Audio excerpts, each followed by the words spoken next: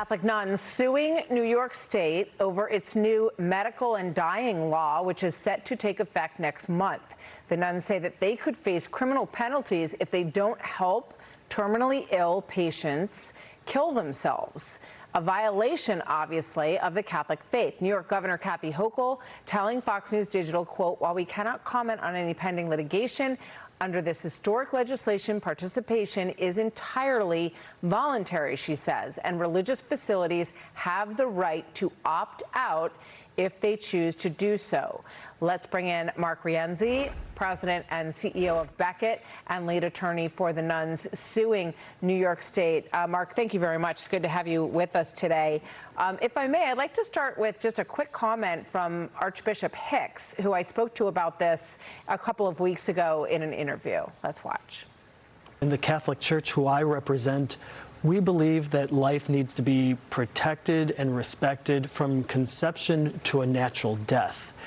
And then when all of a sudden you have a right to choose when you end your life, that all of a sudden becomes a very slippery slope. So obviously, these orders of nuns run homes for the aged and the dying in some cases. And with this change in the law, they are worried that they're going to have to offer information about options to some of these patients that they feel goes against their faith. So, Mark, you hear Kathy Hochul say that they won't have to do that. What's your reaction to that? Yeah, I wish Kathy Hochul were right about that, but that's not the law that New York passed. The law that New York passed says that facilities like the Carmelites or the Dominicans or the Little Sisters of the Poor have to counsel people about the option to kill themselves and about the benefits of killing themselves.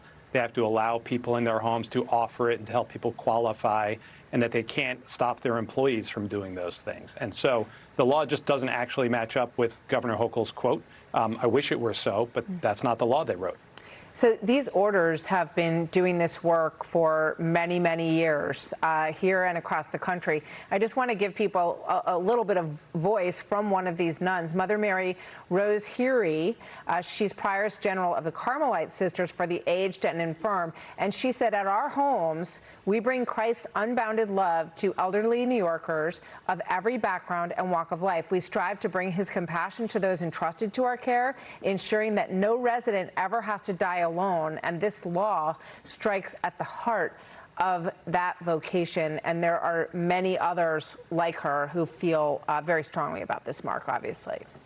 Yeah, and many New Yorkers want the care that these wonderful Catholic sisters provide, and they don't want on their worst day to be told by the doctor that you could always just kill yourself.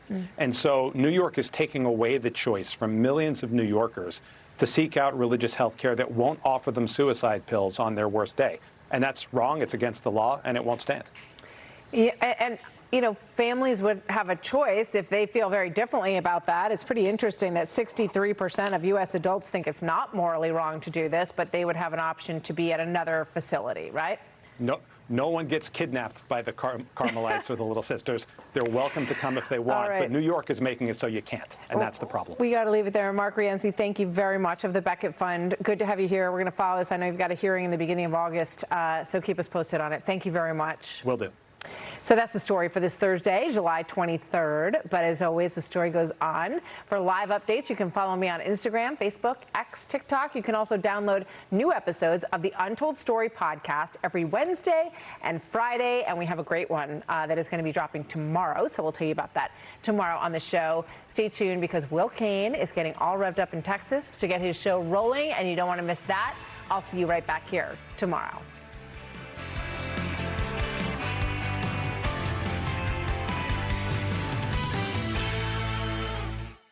Be sure to like and subscribe for all the Fox News latest on YouTube, and catch full shows streaming now on Fox One.